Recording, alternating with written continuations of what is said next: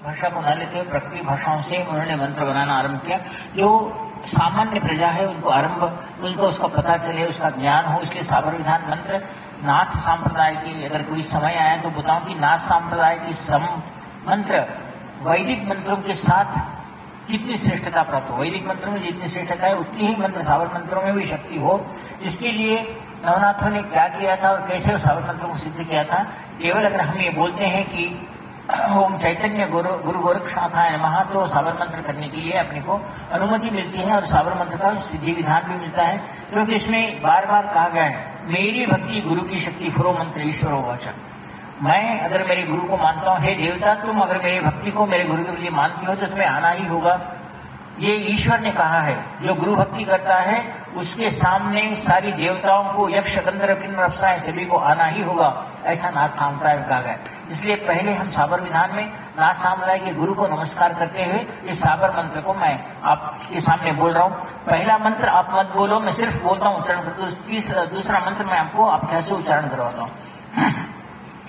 बाबा आदम श्री जंत्र ले माई, नाथ सिंह की करो बड़ाई, सिंह तड़ा को एक डारी, बड़ी दयाली भई उजियारी, जागे होम जागे अज्ञानी जागे, खेड़ापति रखवाली जागे, जाग कारवा जागे वीर स्मशान, जागे बाबा अघोरी जिन विद्या फटकारी, जागे मंत्र तंत्र सत्यंत्र, अली अली मौला मुर्तजा, अली मुस्कुर खुशहाली, अली अनभरी आवे नापास आवे, सो चली जाए मौजे मुजफ्फर की गली या खुली, अल्लाह फकीर की।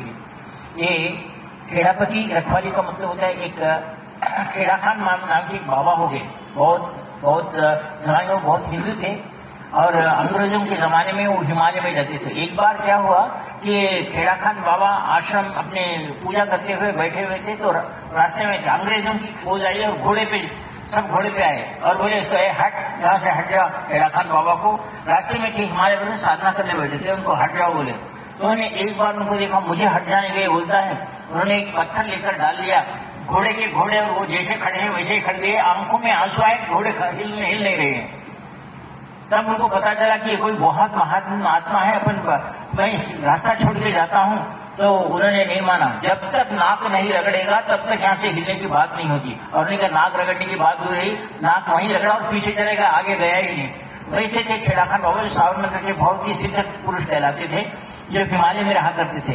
यहाँ नैनीताल से आगे उनके उनके बारे में आश्रम आदि जाने हैं, उन सभी का यह मंत्र है। उन्होंने उसका ध्यान के रूप में यह मंत्र को साबर मंत्र। दूसरा मंत्र है जिस मंत्र गुरु की श्रेष्ठता बताई।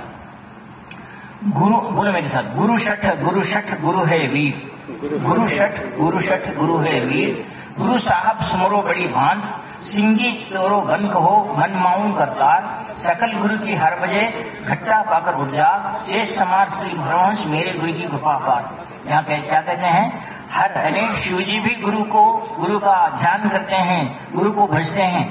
तो ऐसे मेरे गुरु को मैं कार्य सौंप रहा हूँ। ये परमहंस मेरे सामने क्लेशान सदगुरु जी, मेरे ऊपर कृपा करो और मेरे के सिद्धाश्रम योगी को जब भी बुलाऊं वो मेरे को दर्शन देने आए। इसका अर्थ ये है। फिर एक बार मंत्र बोलता हूँ, गुरु शठ बोलो, गुरु शठ गुरु है वीर, गुरु साहब सुमरो मणि भांत, सिंगी टोरो बन कहो मन माऊं करतार, सकल गुरु की हर भजे घट्टा पकर उठ जाग, चेत संभार श्री परमहंस मेरे गुरु की कृपा अपार।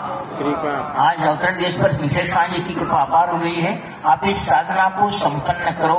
मैं फिर यहाँ बहुत सारे लोग जाने आने वाले हैं, याद रखना। अगर यहाँ नए पुराने लोग हैं, वैसे तो मेरे हैदराबाद वाले भी जाना जानते हैं, आप कभी गिड़गिड़ाओगे तो केवल गुरु के सामने, न किसी देवता के सामने, न किसी के सामने।